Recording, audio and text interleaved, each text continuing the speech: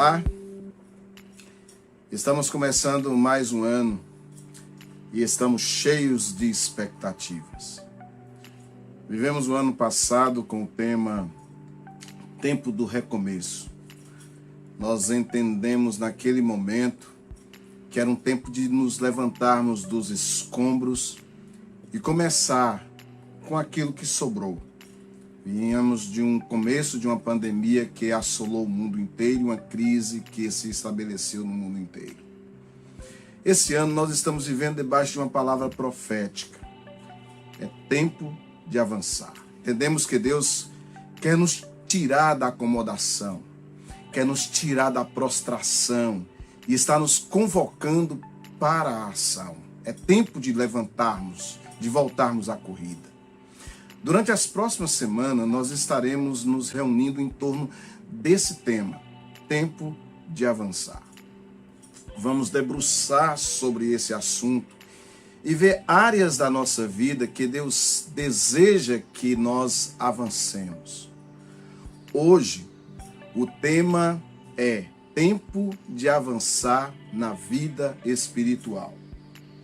E o texto nosso, base, está em Hebreus capítulo 5, versículo 11, em seguir, que diz assim: a esse respeito temos muitas coisas para dizer e difíceis de explicar, porquanto vós tendes tornados tardios em ouvir. Pois com efeito, quando devias ser mestres, atendendo ao tempo decorrido, tendes novamente necessidade de alguém que vos ensine de novo quais são os princípios elementares dos oráculos de Deus. Assim vos tornastes como os necessitados de leite e não de alimento sólido. Ora, todo aquele que se alimenta de leite é inexperiente na palavra da justiça, porque é criança. Mas o alimento sólido é para os adultos, para aqueles que pela prática têm as suas faculdades exercitadas para discernir não somente o bem, mas também o mal.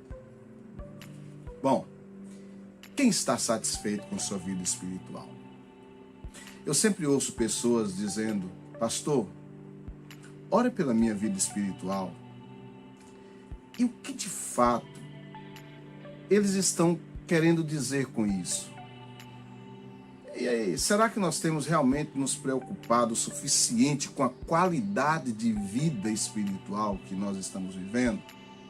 Eu vejo nessa caminhada três tipos de pessoas na igreja. Os que começam a carreira cristã e agora estão cheios do primeiro amor, estão alavancando na caminhada da fé. Os que estão na carreira cristã já há algum tempo e sentem que não estão indo para lugar nenhum, não estão rompendo, não estão indo em frente. E os que estão na carreira cristã já há algum tempo, mas estão estagnados, esgotados. Todos nós temos alvos e o alvo principal nosso é ser como Cristo. E esse é o projeto de Deus para as nossas vidas, conforme Paulo diz lá em Romanos capítulo 9, verso 29. Pois aqueles que de antemão conheceu, também os predestinou para serem conforme a imagem de seu Filho, de quem ele seja o primogênito entre muitos irmãos. Não podemos fugir desse propósito. Este é o alvo de Deus. E este também é o chamado da igreja. Paulo fala isso também em Efésios 4,13, quando diz: até que todos nós alcancemos a unidade da fé e do pleno conhecimento do Filho de Deus e cheguemos à maturidade, atingindo a medida da estatura da plenitude de Cristo. E nós não podemos nos fazer de surdos para esse chamado bíblico. Primeiro, para crescermos e avançarmos, nós devemos desfazer alguns mitos do crescimento. E um mito que é muito comum é que o crescimento espiritual é automático. Algumas igrejas acham que as pessoas vão crescer espiritualmente se frequentar todos os cultos da igreja. O crescimento espiritual não acontece. Mesmo que você frequente todos os cultos, se você não investir sério nisso, então o crescimento espiritual exige investimento. Tem pessoas que estão assistindo culto a vida toda e estão como bebês espirituais. Como disse um certo autor, o problema é que milhões de cristãos estão envelhecendo mas não estão amadurecendo. Um outro mito no meio cristão é que o crescimento espiritual é apenas para alguns superdotados, né? Algumas pessoas que são privilegiadas. E essa figura de pessoa madura, né?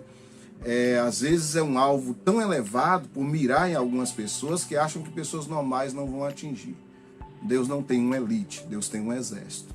E todos nós somos convocados e alistados para esse exército. Um outro mito é que crescimento espiritual tem uma fórmula mágica, né?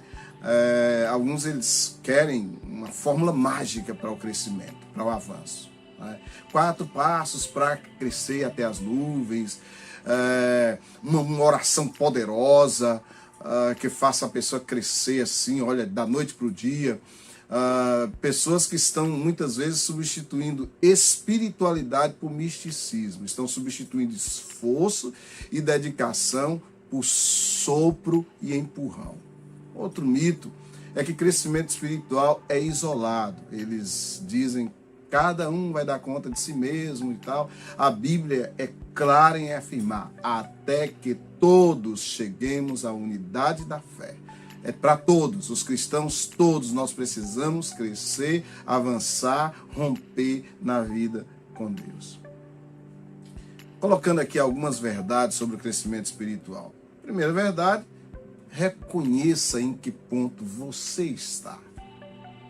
A chave para avançar para qualquer área da vida, e espiritual principalmente, começa com o reconhecimento de onde a pessoa se encontra. Sem entender onde você está, não dá para ir a lugar algum.